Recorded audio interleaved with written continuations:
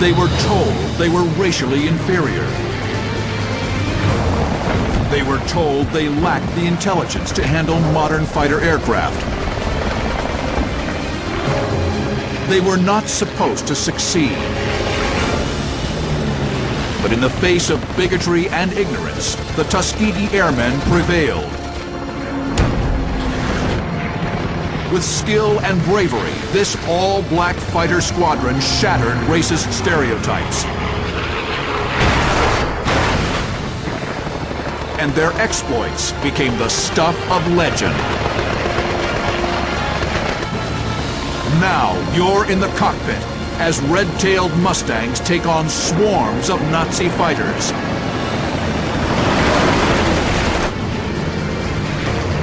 Experience the battle. Dissect the tactics.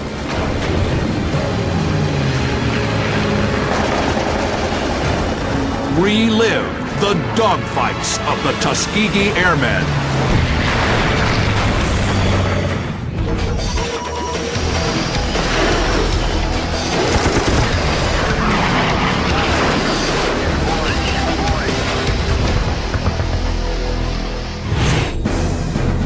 July 18, 1944. 66 red-tailed Mustangs of the 332nd Fighter Group, the Tuskegee Airmen, soar over the Po River Valley in northern Italy. Their mission? Escort B-17 Flying Fortresses on their way to bomb an airbase in Memmingen, Austria. Flying with 302 Squadron is Captain Wendell Pruitt and his wingman, Lieutenant Lee Archer. Pruitt was my man. That's it. If he had gone to hell, I would have followed him. Pruitt and Archer are known as the Gruesome Twosome. Pruitt, a gifted and supremely confident fighter pilot. Archer, a loyal wingman with great skill and determination of his own. We used to fly above the bombers and sort of weave over them because we were a little faster than them and were a little higher, less resistance. Suddenly, someone calls out enemy aircraft at 3 o'clock low. Heading for the bombers, a single flight of 4 ME-109s. The Gruesome Twosome are sent into action. Archer follows Pruitt through a wide, swooping turn. The purpose of me being a wingman, I always thought, was to keep Pruitt's back end from getting trouble. Pruitt singles out one of the ME-109s. The German spots the danger and brakes. The Mustangs turn in pursuit, straining against the pull of G. Archer fights to stay in trail of his lead through the wild maneuvers. Pruitt would follow him in a turn, and then when he straightened out, he'd make a little short burst. Tracers streak past the 109. The German brakes. The Gruesome Twosome stick with him, but soon Archer senses that something is wrong. The other aircraft straightened out 3 times, and Pruitt didn't fire. And so I pulled up next to him and said, you know, what's going on? Pruitt signals that his guns are jammed. He motions for Archer to take the lead.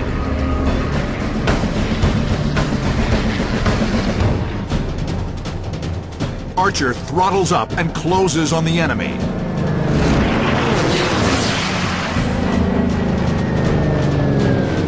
The 109 jinks and dives, but to no avail.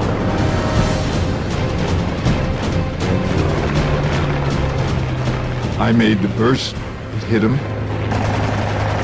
Then the second burst hit in his right wing, and he bailed out. It is Lee Archer's first victory. I circled him until he landed. And he was standing there with his chute, and I came down over him. I wiggled my wings first and then pulled up into the slow roll before I turned off. It was all about how I thought about aerial combat in those times. But back with the rest of the 332nd, the fight is still raging.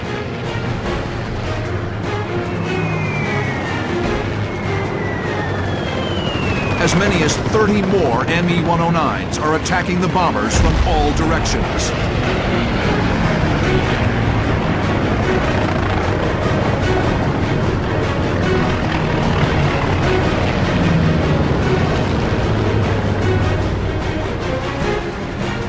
Lieutenant Clarence Lucky Lester hears his flight lead call over the radio. Bandits, 3 o'clock high. So, at that point, flight leader calls punch tanks. That means drop your tanks, let's hit after the enemy. Lucky and the rest of his flight bank right on an intercept course. But then, Lucky spots an even better target. A flight of 109s slightly below him.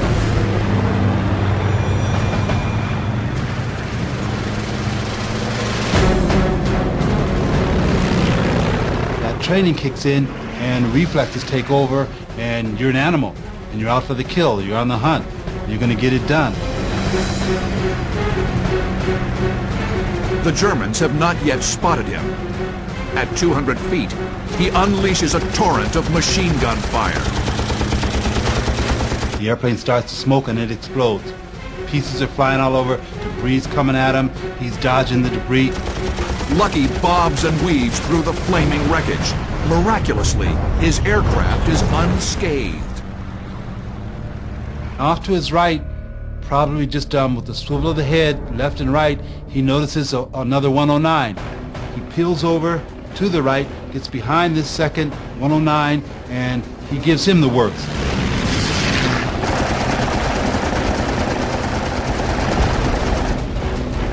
The 109 shudders and smokes.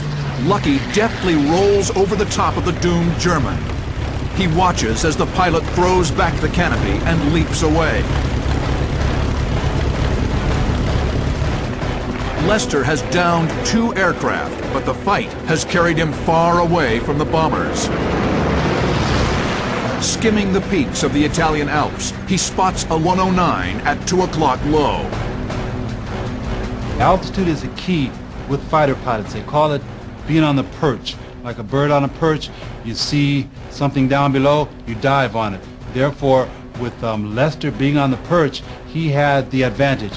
He could get in on that Messerschmitt before the Messerschmitt knew what was happening. Lucky rolls into a high-speed diving attack. His Merlin engine screams as the Mustang accelerates past 350 miles per hour. His finger closes around the trigger. A volley of tracers arc across the nose of the 109. The German brakes hard, rolling inverted in an attempt to evade the American. But the move is ill-advised. He's far too low. Lucky Lester watches in stunned amazement as the 109 slams into a hillside.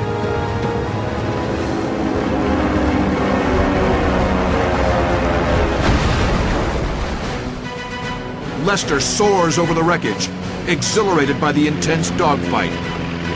Alone, he's accounted for 3 enemy aircraft.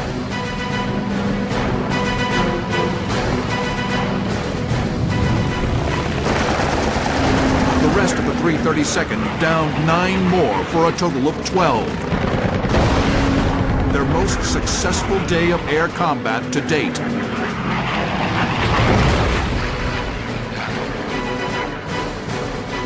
It is a milestone for the Tuskegee Airmen, a fighter group whose battle against the German Luftwaffe is only half the story.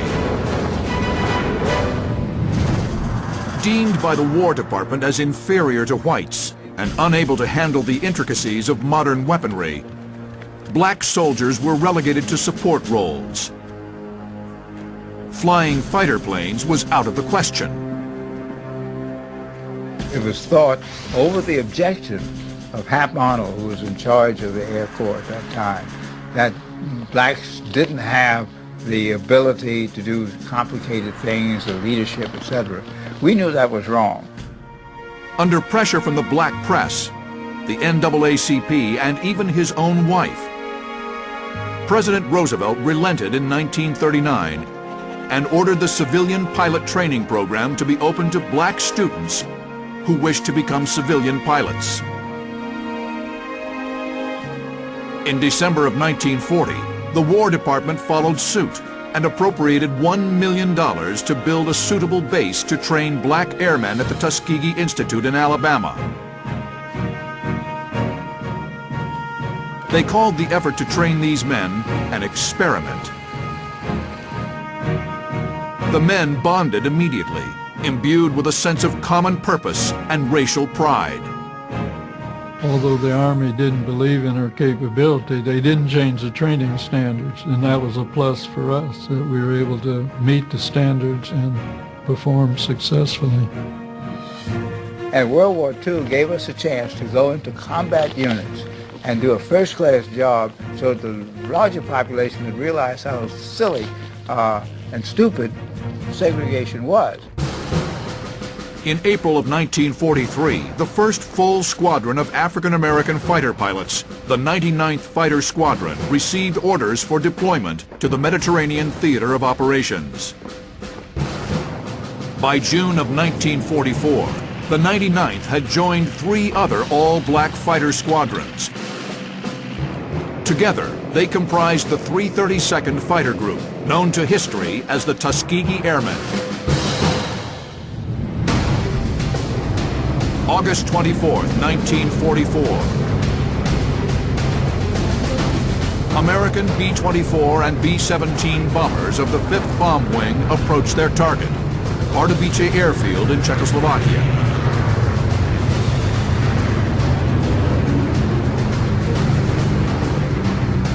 Escorting them are 52 red-tailed Mustangs of the 332nd Fighter Group, the Tuskegee Airmen. Hey Brian, Yeah. we should really get this project done. Okay, well, what do you want to do it on? Tuskegee Airmen? Alright, that sounds good, but, like, what kind of project do you want to do? Let's see what we have. Let's see, there's an essay, No. timeline, No. sick gangster freestyle rap. Let's do it.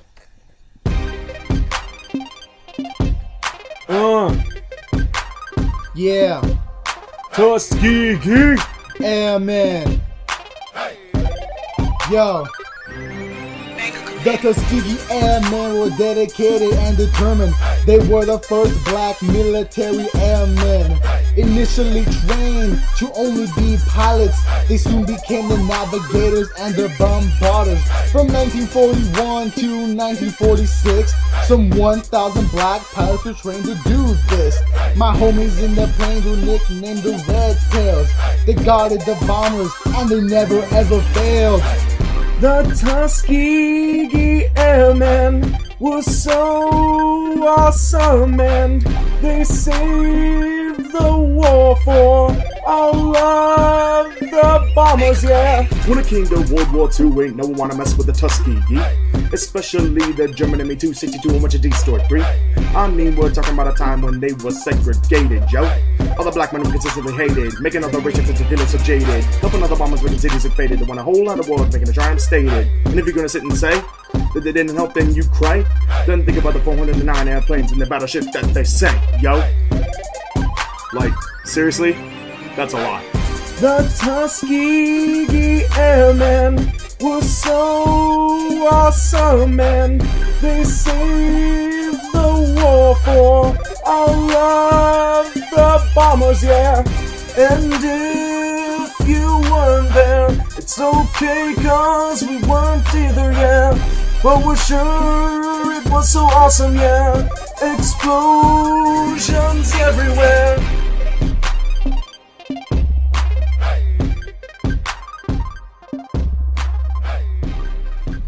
Man, that was so sick. I know, man, it was. But honestly, in my opinion, I think instead we should have done a polka. No. Okay. Hey, Brian. Yeah?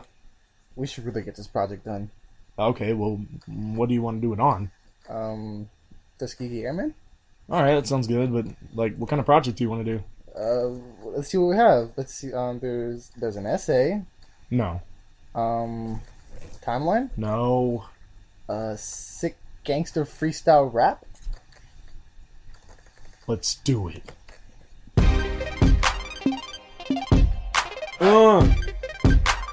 Yeah, Tuskegee! Airmen. Yo. The Tuskegee Airmen were dedicated and determined. They were the first black military airmen.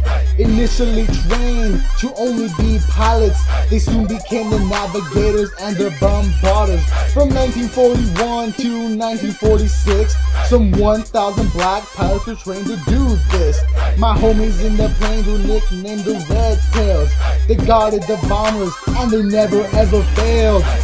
The Tuskegee Airmen were so awesome, and they saved the war for all of the bombers, yeah. When it came to World War II, ain't no one wanna mess with the Tuskegee.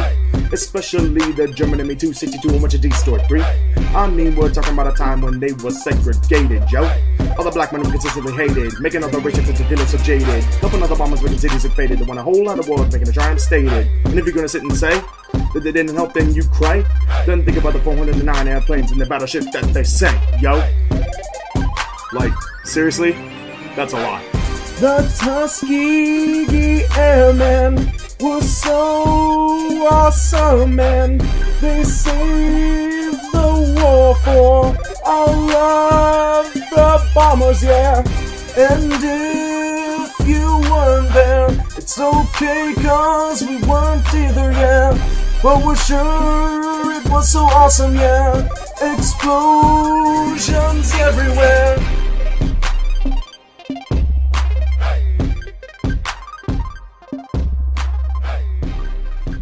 Man, that was so sick.